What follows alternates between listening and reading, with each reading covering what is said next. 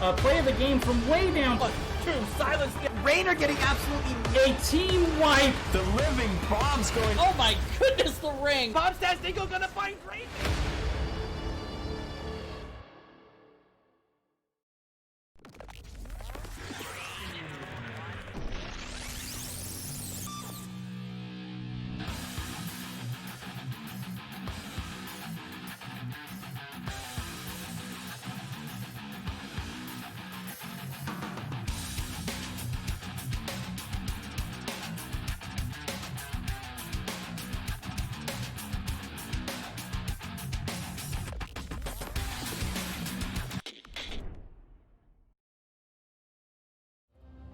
Hello everybody, good evening and welcome to the Nexus Gaming Series. Lulu's not with me anymore.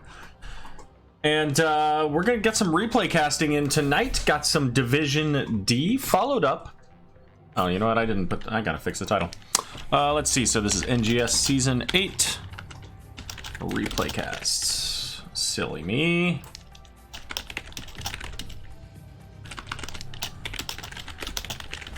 Alright, there we go. So the title is now updated, so at least anybody coming in now will know what we're actually doing. Probably some confused folks out there getting notifications about Div S from yesterday. Oh well. But we're going to start off with Division D East between Bancho and One More Fight. This was week number 2. And then we're going to come in and catch Division B East. Salt Scale Murgles versus Skigglies Wigglies. There's a little bit of an addition. You can't quite see it. Let me see if I can rotate my way around like that. There's an addition. I want to showcase it. This is absolutely way too much money if you went to see Star Wars, but it pops open in the back so you could have popcorn in there, and I guess like the top is for a drink. It was really dumb, but anyways, went to see Star Wars. I personally didn't enjoy it. Other people seem to, so no spoilers. Let's not have any of that stuff going on. But here we go. Got everything set up now for Bancho and One More Fight. So let's take a quick look at the bands. I do not know which team selected this map, but it is going to be Infernal Shrines for the first map. Our map bands coming out from Bancho were Alterac Pass and Towers of Doom, and from One More Fight, Sky Temple and Cursed Hollow. And I guess without further ado, we'll go ahead and get into this. Just as a reminder, because these the matches we're casting tonight were played before this week. Anything before this week when they did the patch is I can't do like the same overlays and things like that. The OBS, or not OBS, but the Aliobs observer like setup doesn't work either, so it doesn't look as polished, I guess is the point. You will, however, have the opportunity to see at the top of your screen the talents as they are selected, so there is that. But quests don't quite have the same UI, so we'll just have to address those occasionally by popping up the ugly looking quest UI. All right, give me 1 second here. Game is loaded, and just need to get the sound settings. I have to fix this every time. So as this is a replay cast, we won't have the opportunity to check out any of the drafts. Oops, one other thing there.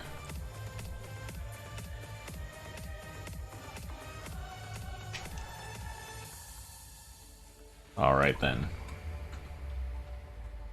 Here we go. Game number 1 between Bancho and One More Fight.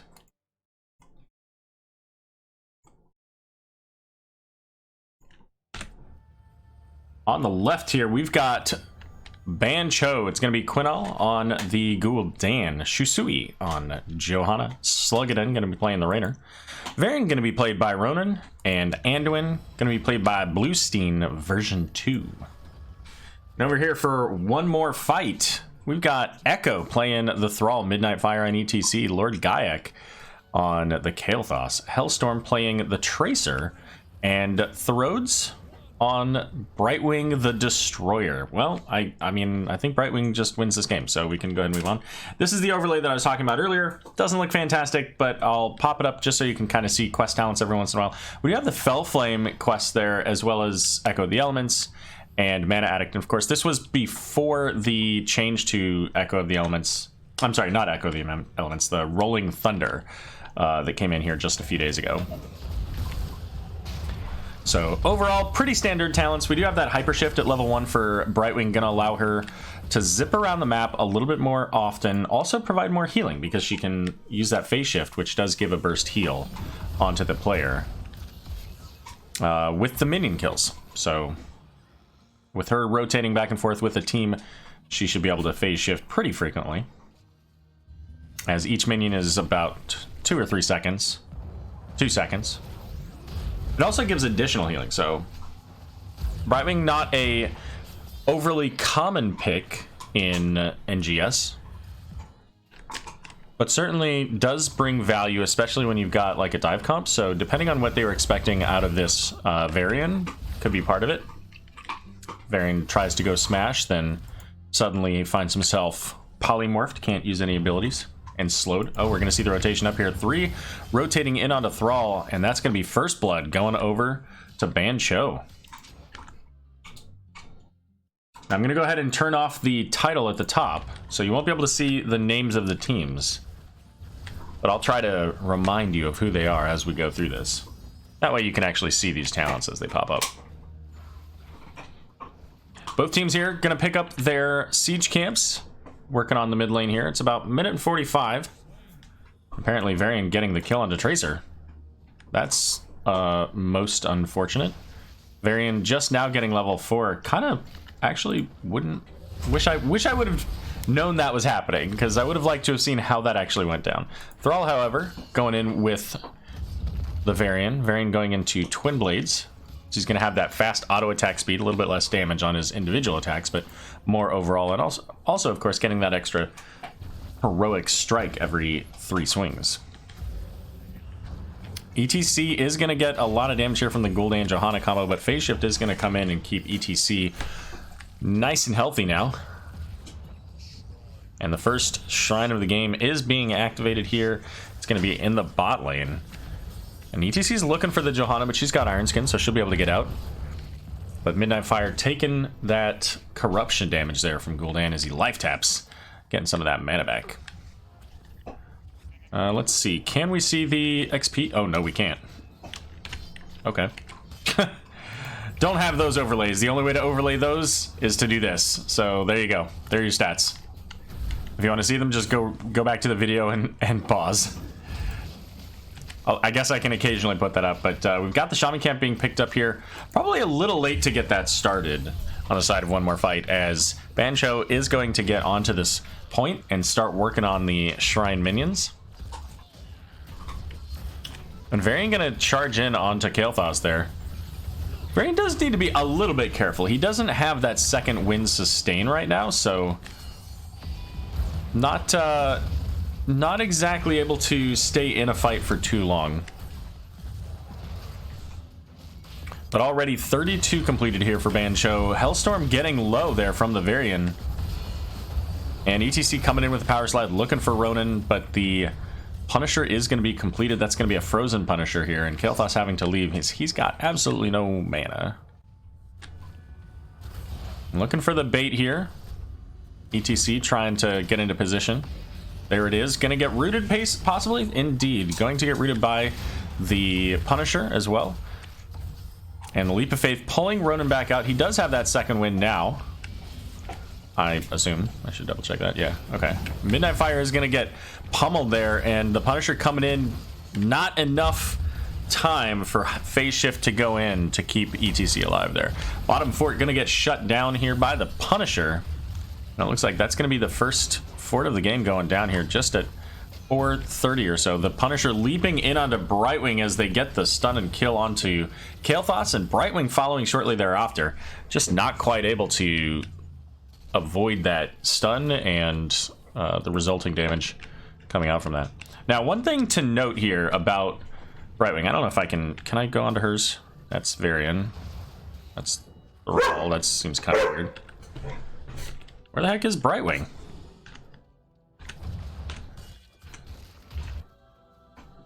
There she is.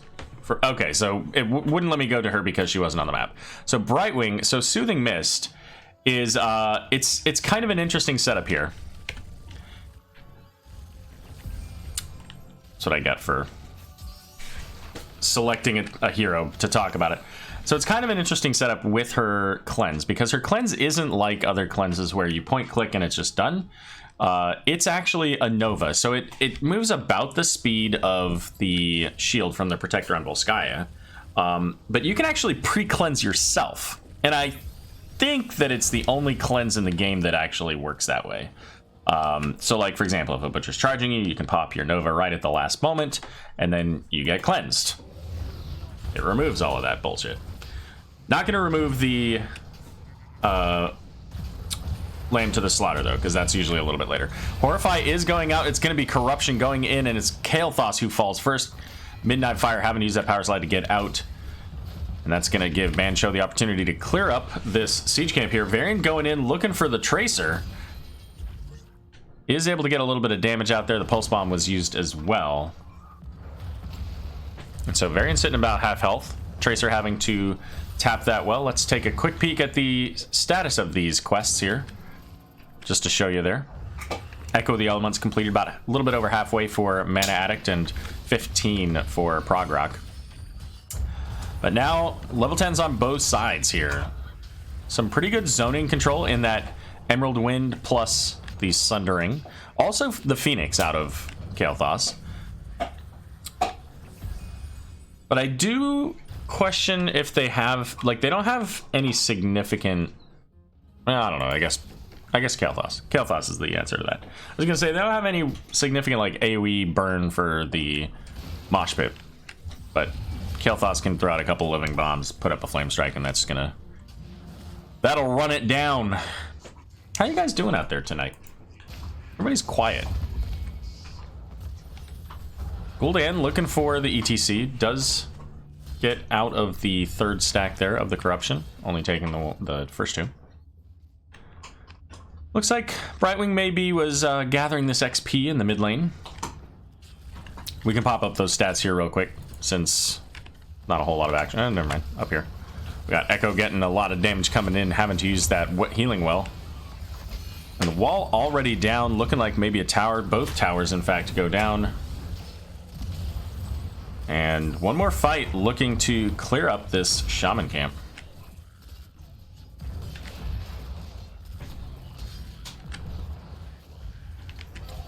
Sitting at 10 stacks so far for Bancho as they start to pull back here. One more fight coming in, looking for that fight. Possibly getting onto this Varian. We're going to see the Pulse Bomb going out, but the Horrify used, and it's going to catch Brightwing in a terrible spot. Condemn interrupting the Mosh Pit, getting just a few moments there, but the Blessed Shield coming out, locking down all three of the backline. If you assume Thrall's part of the backline. But they're going to get that kill onto ETC. Oh, Kael'thas getting the Parting Gift Living Bomb, taking out the Rainer. But ultimately, with those 3 kills to just the 1, that's going to put Bancho in a position to be able to get this Mortar Punisher and start pushing down in the top lane as well. With that in mind, Kael'thas and Tracer are going to soak down in the bot lane and maybe get these camps. They can take care of these pretty quickly, but I think that means that they just lose this top fort, which maybe they were going to anyways. But they definitely do if they don't have any damage, right? The only damage that is up here is Thrall. And right now they're postured in a place that's just not overly, like, they can't defend there. But now they're looking for it.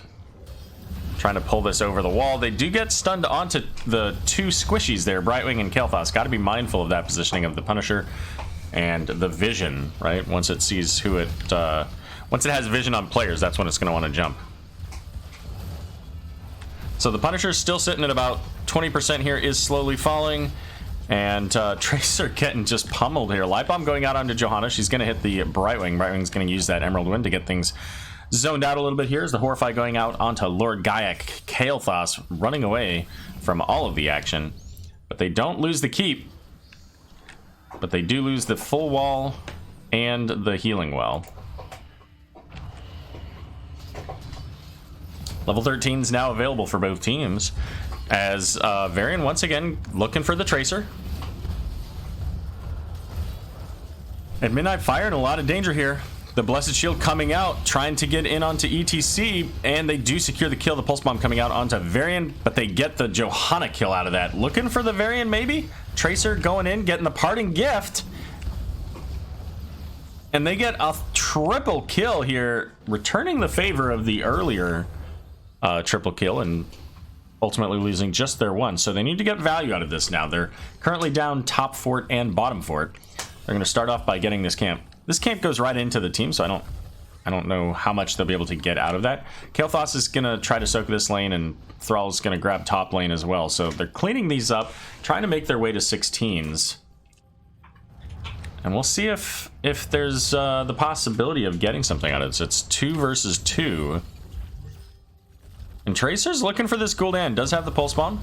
Not quite enough to get the kill, but certainly brings him low enough that he's not life tapping right away. And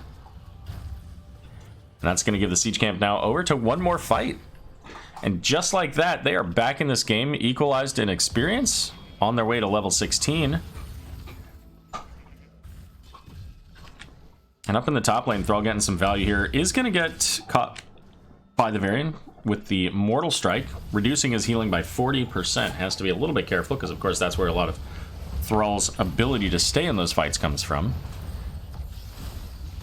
And Johanna coming in, gets a Condemn onto 3, has a Living Bomb, so has to be a little bit careful there. The Power Slide coming in from Midnight Fire. Blessed Shield, zoning them out, pushing them back, making sure they can't come back in. Certainly not with that fort, and no minions available.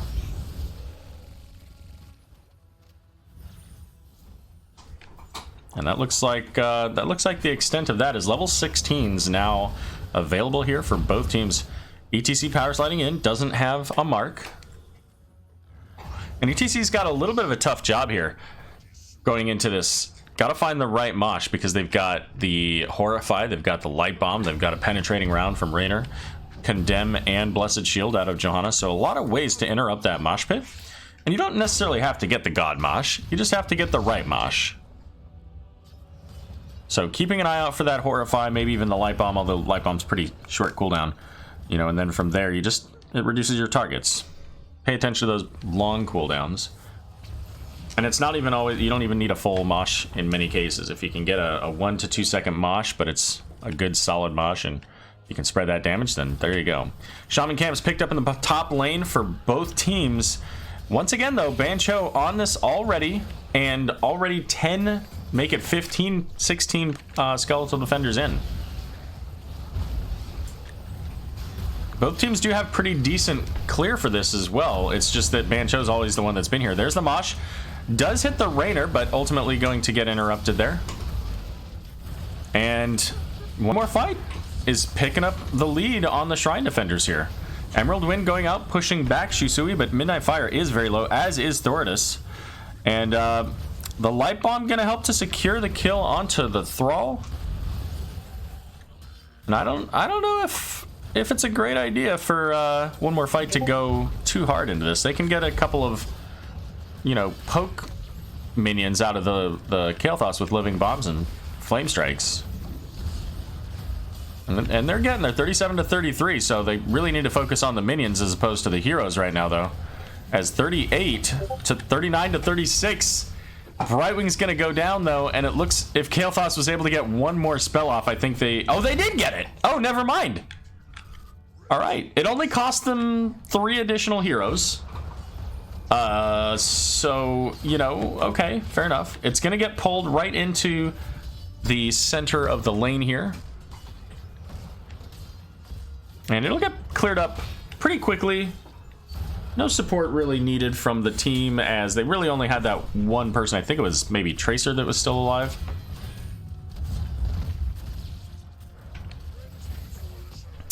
So no value out of that Punisher, and with those kills, that's gonna put Bancho a full level ahead. And level 20 just around the corner for both of these teams here. But Bancho obviously gonna get there a little faster. And now, just like when we saw the 3-for-1 trade earlier, we're gonna now see Bancho making their way over to all of the camps here. And right behind them will be One More Fight, looking to clear these up. The challenge here is that One More Fight doesn't get the XP for clearing out the enemy's siege camps. Only the camps when they're originally picked up. Level 20 is coming up in half, well, 2/3 of a level here for Bancho, so One More Fight needs to look for, well, maybe one more fight. And they need to try to do it before level 20 if they can.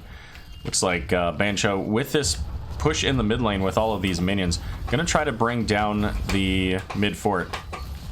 Looks like that's gonna be no problem at all for them. Thrall is rotating down. It looks like maybe he was just rotating down to try to help with the fort. Not in time to save it though. The clock is ticking as Varian heading up here into the top, along with Anduin, Raynor, and Johanna. Maybe looking for a gank onto this Thrall. Certainly looking to gather the XP up here, getting them even closer to level 20. And there it is. Level 20 is picked up. And the rotation's coming down, possibly into this bot lane, looking for a fight. Or they're looking to catch Thrall on the rotation. It looks like he's gonna zip right on out of there, as One More Fight's gonna go ahead and try to get some value out of this bot lane. But ultimately, they're gonna have to pull back, and there's nothing they can do to save this keep. It's done. A little bit late on the Phoenix there, as I think they were already disengaging, so that's okay.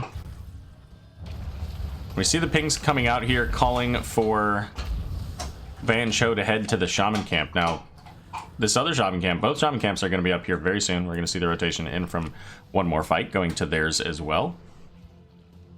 Bottom lane is the next Punisher. It's going to be a Mortar Punisher. And either team really can get a keep out of this. I mean, this bottom fort for Bancho is only sitting at half health, so that's, you know, at this level, that's just a couple of hits. But One More Fight has a big problem here. They're still a half a level away from level 20s. So they have to do that. That's going to put them late getting into the shrine again. And also the constant catapult pressure will clear out any value that they have in the top lane. Hey, Mark Zombie, thanks for showing up, calling out the Alice with the finger guns. So One More Fight now potentially in danger of losing this bottom keep, but instead, oh my goodness, Bancho going in after that keep, getting the keep wall, gave away the advantage. They don't have the level 20 advantage anymore. But Tracer's not here, so I mean, they're still gonna get started on, like, they could have had the shrine already, but they're already halfway there. ETC's gonna get that healing penalty from the Varian with that Mortal Strike here, as Flame Strike's starting to get some work done. 29-7 as Light Bomb coming out, hits onto 2. ETC's gonna power slide in, only gonna hit the Johanna, who still had Iron Skin, and there goes the Sundering into the back.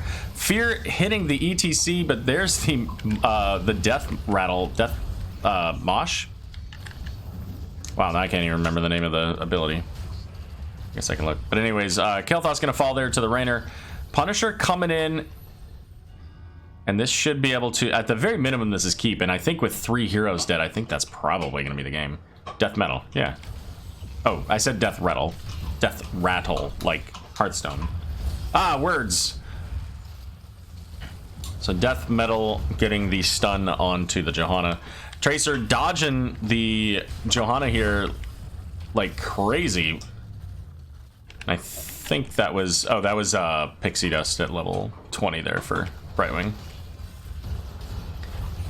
And with that keep destroyed, Bancho's gonna make their way onto the core, and with a healthy Punisher and a Varian, this core is falling very quickly. So that's gonna be game number 1 going over to Bancho.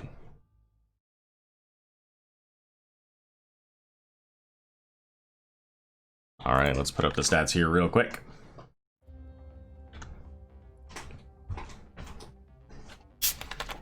Bancho versus who? That would be one more fight.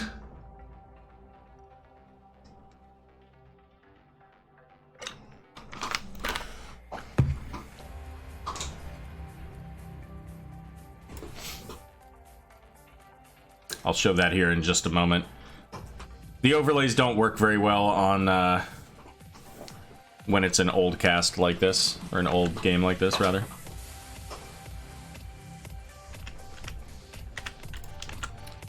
All right, give them their point.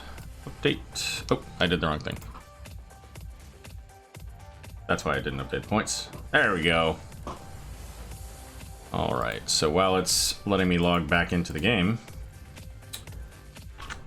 game number 2 looks like it's going to be on Battlefield of Eternity.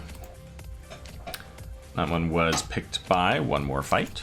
We don't know who the first game was picked by because it was not reflected in the replay, so we'll just have to deal with that.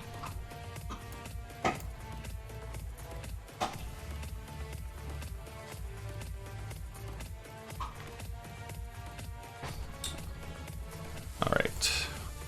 So with these older replay files, we have to actually like log all the way out because it disconnects you from Battle.net entirely, and then log all the way back in.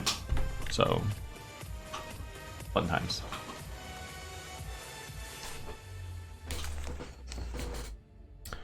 I have a dog who would like to come up here and say hello. There you go. Huh? Come on. Sit down. There you go. Well, she doesn't want to say hello to you guys, apparently. She just wants to show you her butt. Alright, game number 2 is going to be on Battlefield of Eternity. Let me put in the heroes here. Of course, she's sitting in such a way that I can only use one hand to type in the names. That's fun. But at least it's the left one so I can tab.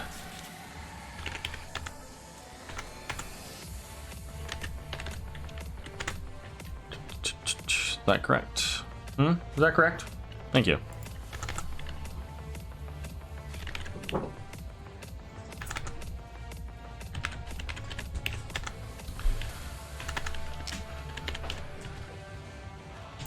All right, just about ready here.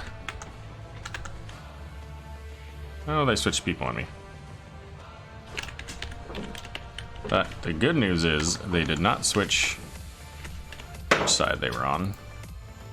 All right, all set up and ready to go. So gonna go ahead and get this started, and then we'll bring you guys in so you can watch.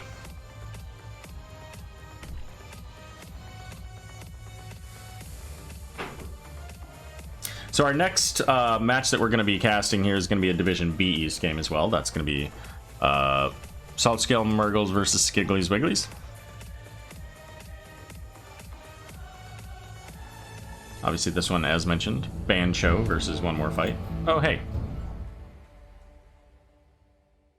Yeah, that's the other thing is that it changes all of the settings back to like default settings. So the music is set to 100%. Let's see what else. Like background, you know, it doesn't play in the background or anything like that. So it's all kinds of fun. All right, let's fix this. There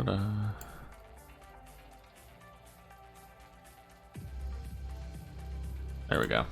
All right. Should be all set up and ready to go. Turn off the overlay.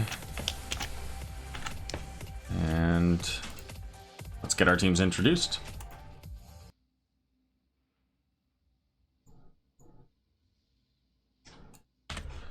All right, on the left, coming off of a hot game number 1 win is Bancho. We're gonna have Ronan playing ETC, Shusui on the Greymane, Quinol on Artanis, Slugganet on Vala, and Bluestein version 2 on Tyrande. Over here to the right, we've got One More Fight looking for One More Fight. Trying to equalize the score here. We've got the unused on Raynor coming in game number 2. Hellstorm going to be playing the Li Ming. Echo on a Nubrak. Thorodes on Anduin. And up here in the top lane, Varian switching sides. It's going to be Midnight Fire playing that solo lane. So we do see the Aether Walker here for Li Ming. Exterminator for Raynor, so he's looking for that race build. Monster Hunter, of course, and Amateur Opponent. So lots of race potential. In fact, holy smokes, tons of race potential out of Ban Cho. It's 100% race. They've got the Tyrande for the armor reduction, the Amateur Opponent, the Monster Hunter, the Greymane just auto attack damage, and then ETC going into Block Party to try to slow down the damage from Raynor. And we'll see which version of Varian we get as going into that Lion's Maw talent. So getting additional damage, and then of course also the auto attack slow after hitting heroes 25 times. I think it's 25. I think it used to be 30. Yeah, yeah. Hey. There you go. Yeah, that was a while ago, but yes, I most certainly do remember the days of the craziness from ETC. I think it was like 10 or 15%. It's just like his Rockstar talent at 4 giving 15% movement speed. But even still, I mean, that was back when Raynor gave 20% auto attack speed to everybody. Untalented. So Chastise is gonna go out, hit the Vala. But ETC getting right up in the face of Hellstorm there, making sure that Li Ming can't follow up on that.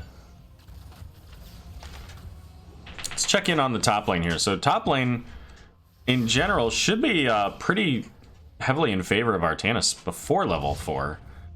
And then at level 4, I think it at least gets a little bit more balanced. I mean, Varian's just not much of a hero until he gets his level 4 talent. Oh, we got the power slide coming in from ETC. They're looking. How did I not see that rotation up? Midnight Fire getting very low. A lot of damage there from that reverse blade dash. But ultimately, they're Varian able to sneak out, and Ronan's going to head back to base, get healed up. But thanks to that rotation, looks like bottom camp is going to be picked up by one more fight. Getting things started right. No kills so far for either team. Varian now has his choice to make, and it is going to be a taunt Varian. So not quite the race potential here that Ban Cho has, but one more fight has the potential to get some pretty significant blow up. So it's all going to depend on if they can get the combo of their taunt plus Anubrak's various stuns, although I would expect that Anubrak's probably going to be for peel and zoning. But that taunt, locking somebody down there, calling for Li Ming to bomb them, I think that's probably pretty significant value for this team. ETC is going to power slide out, and at least for right now, all the race going to be coming out from Ban Cho. But Raynor is going to head down, making use of that Exterminator. But ETC is still nearby, so it has to be a little bit careful. Up in the top lane, Siege Camp is going to be cleared out by... Yep, okay. Is going to get cleared out by the Artanis and Greymane. But looking like Varian finding the kill there on that Tyrande. Down in the bot. We still have Raynor trying to get onto the Immortal, but Ronan is zoning him out a little bit here, but not enough. This is going to be some pretty consistent damage here from the Raynor. Although, right now anyways, Vala and Greymane getting the damage out there. Able to bring most of the way to halftime. Midnight Fire, however, on Varian, they're trying to dive away. But that's going to be a trade now 1-for-1 on the kill count. And both teams heading off to race. And this race should favor Ban Cho, especially with having a hero down.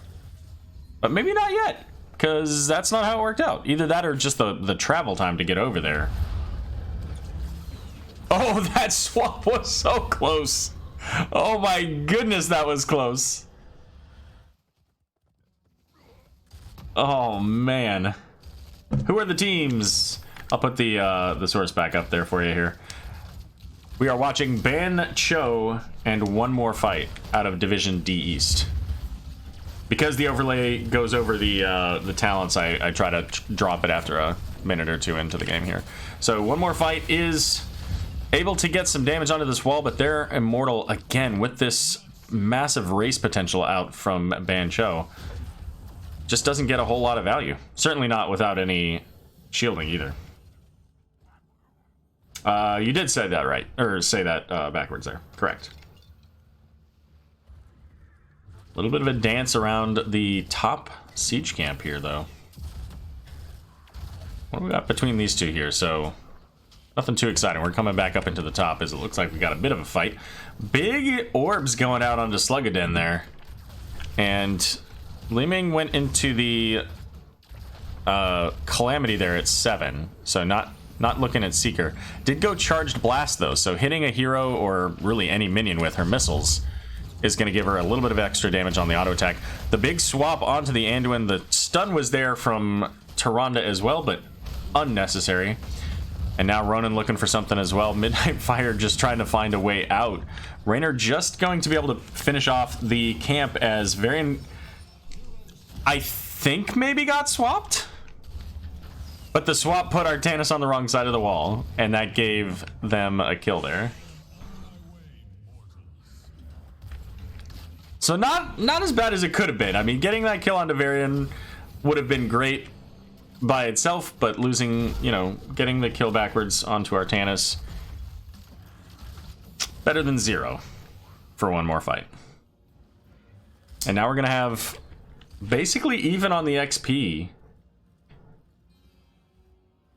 A little bit of a potential bush gank here from Greymane.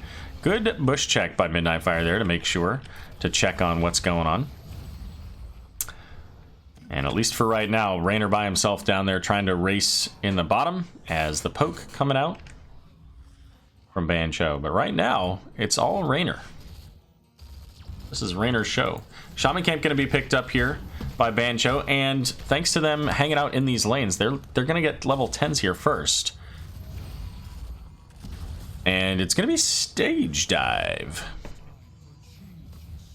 Along with the Rain of Vengeance, the Purifier Beam, the Shadow Stalk, and the Cursed Bullet.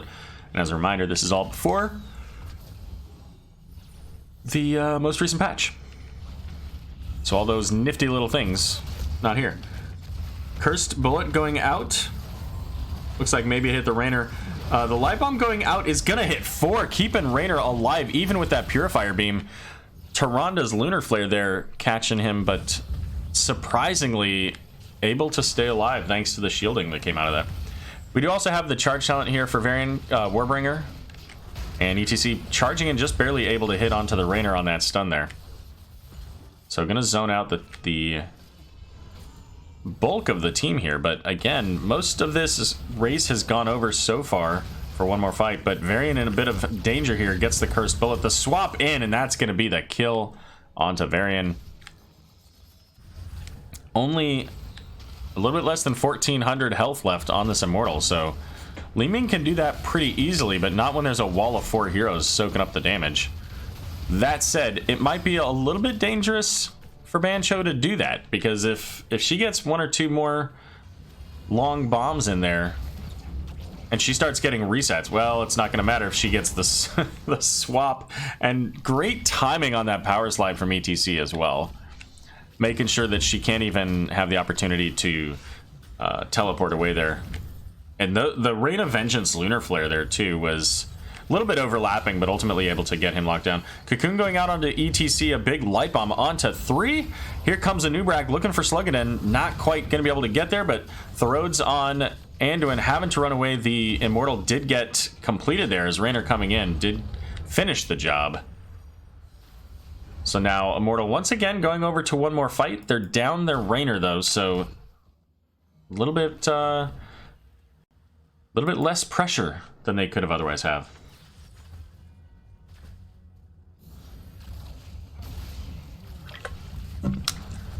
Still about a full level here for Ban Cho from level 13s, a little bit more than that for one more fight, as the wall going down as is now the shield on the Immortal. And with this just being a 4v2 here, oh, the charge onto Artanis. Swap coming in onto Li Ming, getting just pummeled here by between Tyrande and Greymane. And ultimately, it's going to be Vala getting the kill from off on the side. Love how this Artanis is going for the swap. Swap god on cooldown. I respect it. Yeah. He's actually, like, had some really fantastic swaps, too. Some of them are okay. Some of them are great. Sometimes they miss. So there you go. Take a look here at Anubarak versus ETC in the top. And that's a slow matchup. That's neither of those two doing a whole lot of damage. ETC's got his pinball wizard there to help out when he uses that face melt after a power slide, but there's the swap looking for I think it was originally looking for the Li Ming, but because she juked out of the way, it caught the Varian, and Varian now trying to get away from this invasion here. Swap coming in again onto Varian, trying to get away. There's just no place for him to go, and not enough of the team coming in to support that. Ultimately throwing Varian to the wolves, which is fine. Chastise is going to hit onto the Greymane, but there's not any follow-up there, as the team having to be in a little bit of a retreat. Li Ming catching that Purifier Beam, teleporting just a moment too early. And Raynor dodging the Phase Prism there from Artanis by walking in a straight line. Just barely getting out of the way. But Quinel has absolutely no mana, so I mean, I think he's got basically maybe like 2 Ws that he can use, and then it's just nothing. As both teams gonna make their way onto their shaman camps, have those going in the lane. And even though one more fight has gotten both of the Immortals, which is by itself surprising considering the amount of race coming from Bancho, the Immortals have not yet been able to secure a fort. The only fort having gone down is in favor of Bancho. And we did see Varian there walk right into the ETC, but did not get any value out of it. Couldn't get the taunt off. Didn't recognize that he was there even. And we see the teams rotating back into relatively defensive positions as both Artanis and Raynor going out to clear up that shaman camp. This definitely favors Bancho, as Artanis already back into this fight. The Impale coming out from Anubarak is going to keep the team relatively safe, as Li Ming getting caught by the tip of the Rain of Vengeance there is going to fall. And Stage Dive coming into the back. The team just kind of walked away. They weren't looking at that direction anyways. Ronan going for that Varian, but the Purifying Beam is going to push Raynor away. And halftime picked up in favor of Bancho, I believe for the first time. I mean, they may have gotten a halftime earlier, but if they did, it was like a couple hundred. And it looks like both teams going to race now. Fortunately, I can't really show both. Although Ronan going in to try to slow things down a little bit did get the stuns, but was able to get out. Quinel might be looking for a swap here, but the Impale stopping the Blade Dash. So no swap for Artanis on this attempt. And for the first Immortal of the game here, Bancho has about 2/3 of the shield up. So I fully expect this should make its way through this top fort. Especially since level 16 is coming up as well here. Looked like maybe we heard the cursed bullet. I think it went out onto Anubarak. And Lunar Flare is going to hit the Raynor. Power Slide coming in, getting stuns onto 3. Light Bomb is going out, only going to hit the ETC, but the stun is going to get some value there. But unfortunately, it's going to be Anduin who falls. ETC does fall shortly thereafter. Bluestein on Tyrande going to fall as well. Li Ming getting the resets, but it doesn't matter. She's going to fall to that cocktail, as Vala killing the Anubarak as well. But this fort in all that time went down, and it's still a 2v3 on the kill count here, which means that it's a 2v3 on the defense as well. And one of the things that I've noticed that they've done here, they did it in the last game as well, they're taking these sidewalls down. These sidewalls have almost no health when you compare to the main front walls. It's about a third, so getting a couple of abilities onto those to knock them down provides a lot of value. It gives you vision of your opponents. It lets you get out if there's a throw or a swap or something like that. It also helps not lock down, but helps to prevent certain abilities, like Hanzo can't jump over a wall if it doesn't exist, right? Lucio can't wall ride. And Vala gonna get caught by the Li Ming. Does Li Ming go down? Oh my goodness! That looked so good for Li Ming, and then it didn't. But it doesn't look very good for Anduin, as he's gonna get caught there as well. And now, one more fight in full retreat. The Impale going out here. And Rainer's rate are very low. Stage Dive coming in, looking for the Rainer. Probably has Power Slide. Maybe not. The swap onto a Nubarak. But keep in mind, there are towers here, and that taunt's going to help so much. As Artanis is going to fall, but so is a Nubarak. And Vala, so make it 2 kills. Getting a lot of value out of those towers. And this was an addition a little while ago, but people, you don't find yourself here very often. Which means that people don't really remember that they're there all the time. Unless you're chasing somebody down or looking to take out that mid well, it's just not something you're familiar with.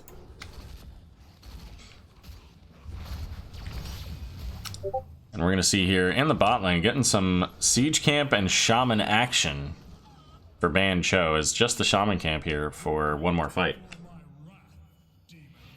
But the Immortals are back up 18-16. This is the last chance for one more fight to get a Immortal before level 20s come up for Ban Cho. I am not wearing a tie today, Hung Fu. Nope, super casual. And at least so far here, one more fight once again, really burning this Immortal down. However, Li Ming is in so much danger right now, and she has no idea. Oh, the leap of faith, so good. Oh no, the swap. The Rhodes is so dead now. Oh no, but they do get the counter kill onto the Artanis, so that's good.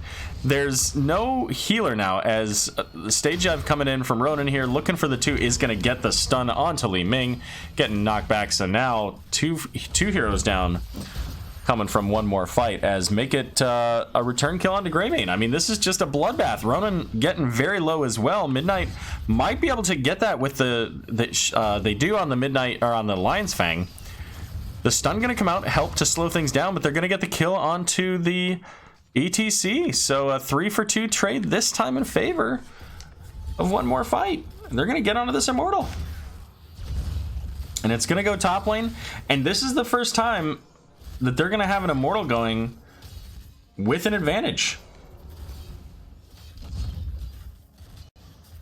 As far as heroes. Because each other time they've gotten an Immortal, they went into it with a hero or 2 down.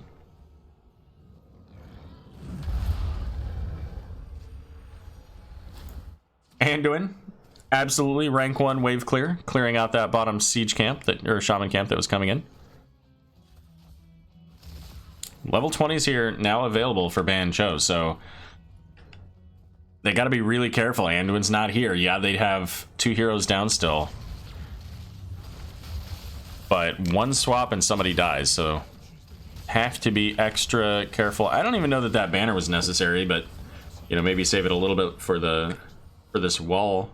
And I think they just have to be careful here. Like, poke out what you can. You've got Rainer, you've got Li Ming. You know, do so from range. Try to get the walls down so you can actually see where that Artanis is, because he's really I think the biggest threat to your team right now. And we're seeing this, you know, this Immortal's going down pretty quickly. It is going to take, wow, does a lot of damage to structures. Gets that tower down pretty quickly. It's going to get maybe to half, not quite, about a quarter off of the fort there. And one more fight's going to make their way down into the bot lane. So they equalize out the fort pressure, although there is still the walls. I'll put them up for you, Valkymer. As you can tell, the overlay, because this is a older version of the game, the overlay doesn't quite line up. I suppose one day I could just make a version of this that actually did line up, but that's no fun.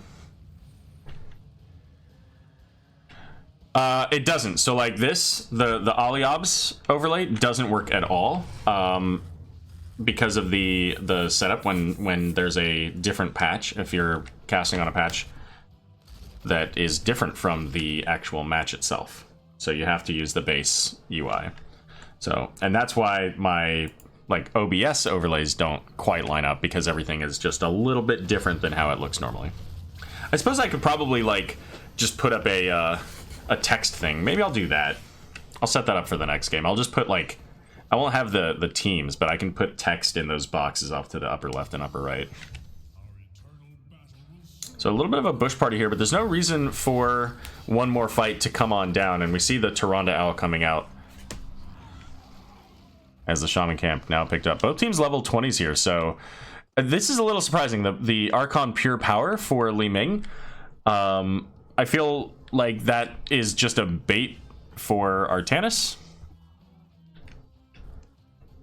We'll see. Demiax, thanks for the follow. Appreciate it. Hope you're enjoying the cast. So both teams here on their defensive positions, as Li Ming's going to head down and start working on the Shaman Camp in the bottom. But the rotation coming in from Ban Cho, and keep in mind, Li Ming's not here yet, so they need to pull away. If one more fight wants to win this game, they have to be somewhat patient and be mindful of their team fights and not get swapped. Whereas Ban Cho has all the race. I mean, they can poke pretty decent. Well, both teams can poke. I mean, we've got Li Ming, we've got Vala.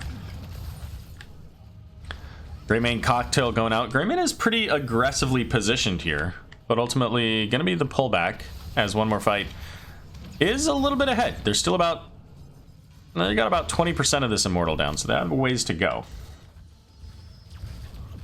ATC pushing out this top lane here, clearing out the minions, making sure that the catapult in the top lane can continue to push here. But with ETC showing, like, they kind of want to make something happen here. They have to be careful because of the potential for a stage dive, which he did go into. Is it Crowd Pleaser? Is that the name of that? Yeah. So it's a much larger spot there. The swap going in onto Raynor. Light Bomb coming out.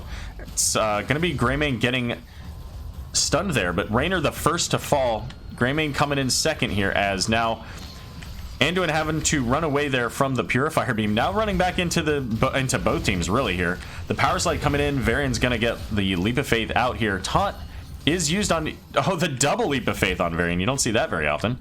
Echo having to dive away as Li Ming, and now all of the damage for one more fight is gone there. The swap onto a Nubrak, that probably was better for a Nubrak, but maybe not, as he came right into the Vala, and it's just the current and past versions of the Kings of Stormwind to defend here, and that's not a very good place you want to be.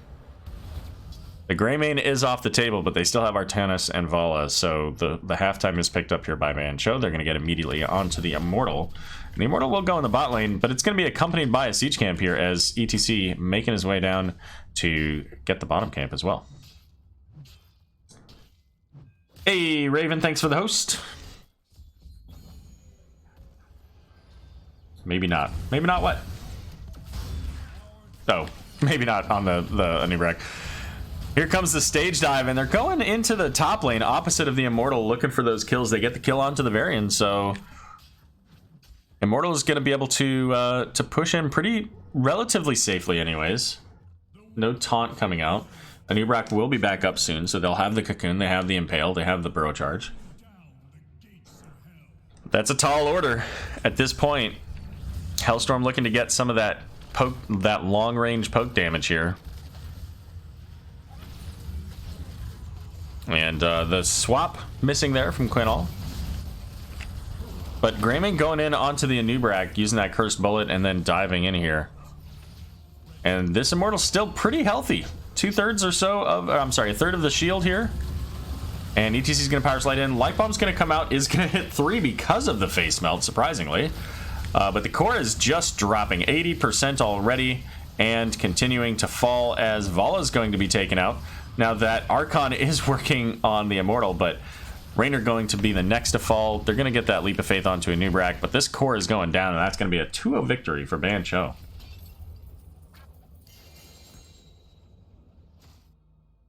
All right, let's see. Text. Give me 1 second here so that I can add these overlays.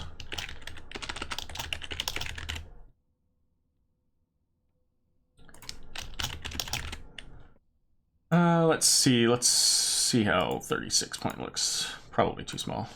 Oh my goodness, that's so small. Yeah,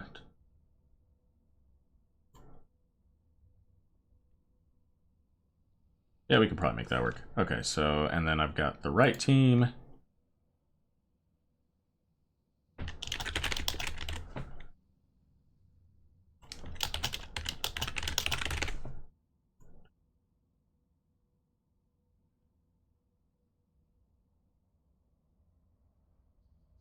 And that will probably work just fine.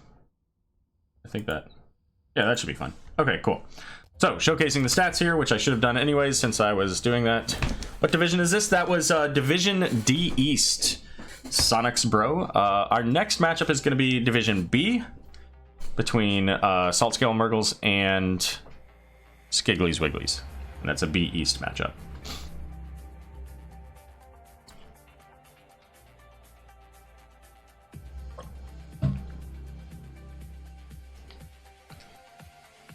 Alrighty.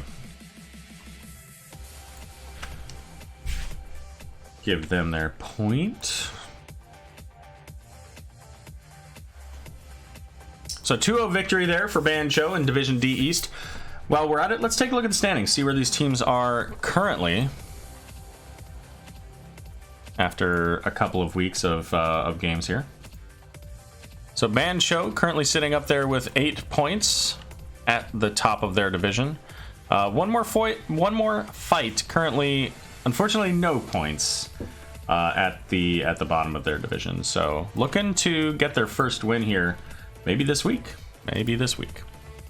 All right, I'm gonna take a few moments here just to get set up for the Division B East game, as I gotta load the teams, the players, and all that stuff. So give me about 5 minutes and we'll come back and get into the next set. So thanks for joining me. We'll be right back.